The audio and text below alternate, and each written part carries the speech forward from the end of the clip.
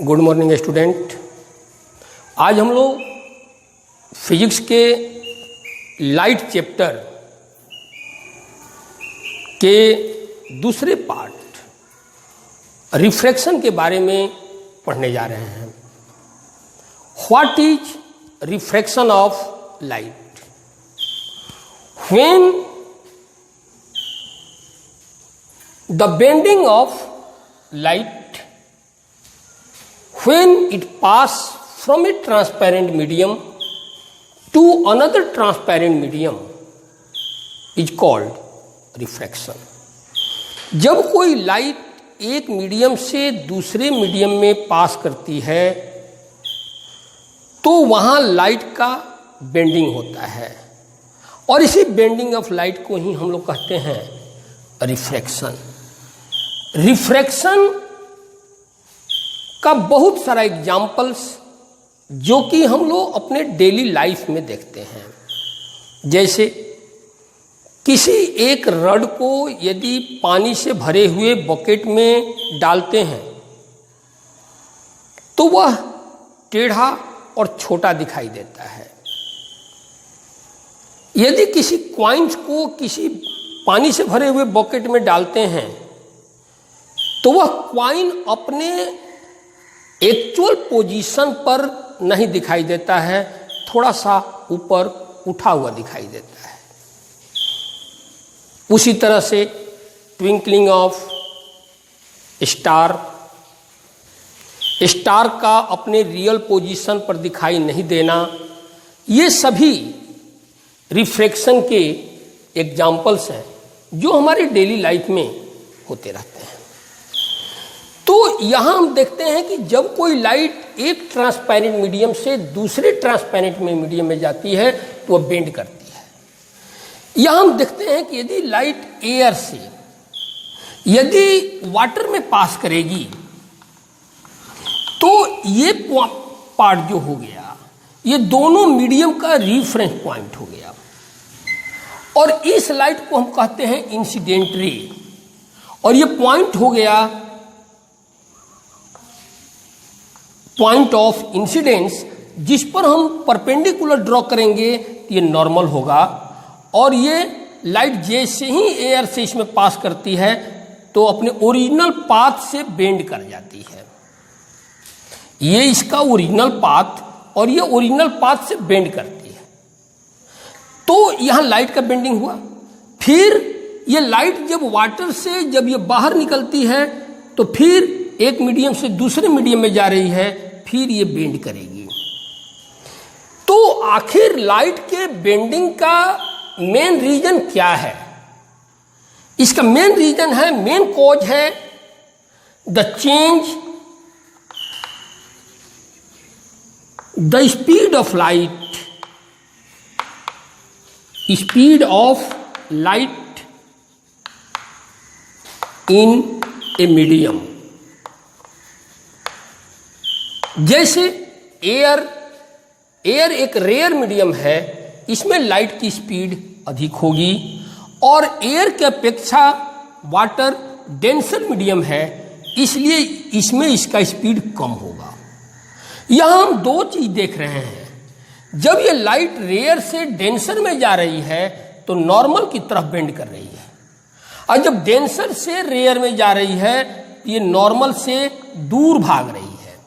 तो इसके दो point, when a light pass from a rarer medium to denser medium then it bend towards the normal, but when light pass from denser to rare then it bend away from the normal, ये normal से दूर भागती है।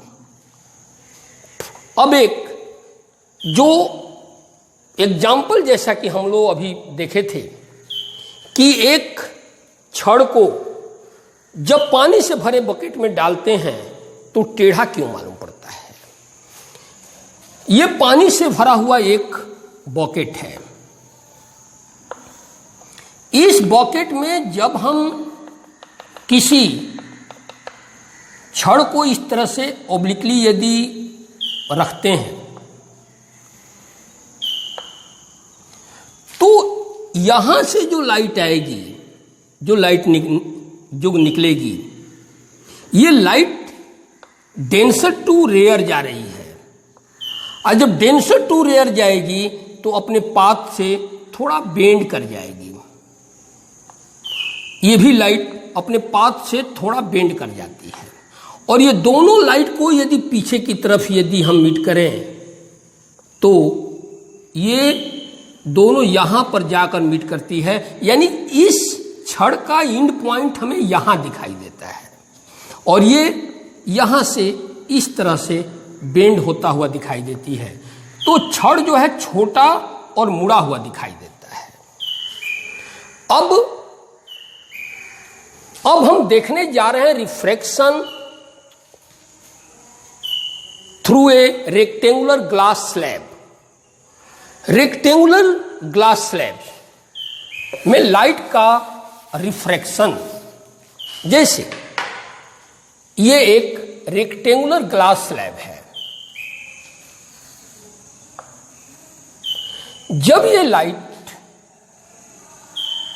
इस पर fall करती है तो ये हो गया point of incidence. Point of incidence, और पॉइंट ऑफ इंसिडेंट पर जो परपेंडिकुलर जो हम ड्रॉ करते हैं ये होता है नॉर्मल, और इस लाइट को कहते हैं इंसिडेंट रे। जब लाइट ये रेयर से डेंसर में जाएगी तो जैसा कि अभी हम देखें कि जब कोई लाइट रेयर से डेंसर मीडियम में आती है तो ये अपने नॉर्मल की तरफ बेंड कर जाती है। दैट मीन्स इस इंसिडेंट रे का ओरिजिनल जो डायरेक्शन है ये है, लेकिन रेयर से डेंसर में आने पर ये मुड़ गया, बेंड कर गया। तो ये नॉर्मल और इंसिडेंट रे के बीच का जो एंगल बनता है इसको कहते हैं angle I, that means angle of incidence. और ये नॉर्मल और रिफ्रैक्टेड रे के बीच का जो एंगल है इसको कहते हैं angle R, that means angle of refraction. और ये लाइट जो है इसको कहते हैं रिफ्रैक्टेड रे, रिफ्रैक्टेड रे, रिफ्रैक्टेड लाइट या रिफ्रैक्टेड रे। अब ये लाइट जब ग्लास प्रिज्म से या ग्लास स्लैब से जब बाहर निकलती है तो फिर अकॉर्डिंग टू द रूल ये फिर नॉर्मल से दूर जाएगी, नॉर्मल से दूर जाती है। तो लाइट जिस मीडियम से आ रही है फिर उसी मीडियम में वापस जा रही है, इसलिए इस रे को हम कहते हैं इमर्जेंट रे। इमर्जेंट रे, और इमर्जेंट रे और नॉर्मल के बीच जो एंगल बनता है इस एंगल को हम कहते हैं angle of emergent. Angle of emergent, that means angle E. यहां पर इस फिगर को देखने से यह पता चलता है कि इंसिडेंट रे का जो एक्चुअल जो डायरेक्शन है और ये इमर्जेंट रे, ये दोनों लाइट एक दूसरे के पैरेलल होता है। ऐसा क्यों होता है? Because the opposite side of the rectangular slab are equal and parallel. यहां एक क्वेश्चन ही आपसे पूछा जा सकता है कि when light pass from air to glass slab, rectangular glass slab, then incident ray become parallel to emergent ray. इसका answer यही लिखेंगे, it is so because the opposite side of the rectangular slab are equal and parallel. अब incident ray और emergent रे दोनों के बीच का जो ये परपेंडिकुलर जो डिस्टेंस है, इस दोनों के बीच का जो ये डिफरेंस है, डिस्टेंस है, इसको कहते हैं लेटरल डिस्प्लेसमेंट। इसको लेटरल डिस्प्लेसमेंट कहते हैं। तो इस तरह से हम लोग रेक्टेंगुलर ग्लास स्लैब में लाइट को पास करता हुआ इसके जो मेन जो पॉइंट्स हैं इनके बारे में हम लोगों ने देखा। अब जो अगला वीडियो जो हम लोग का होगा उसमें हम लोग लॉ ऑफ रिफ्रैक्शन के बारे में पढ़ेंगे। Thank you.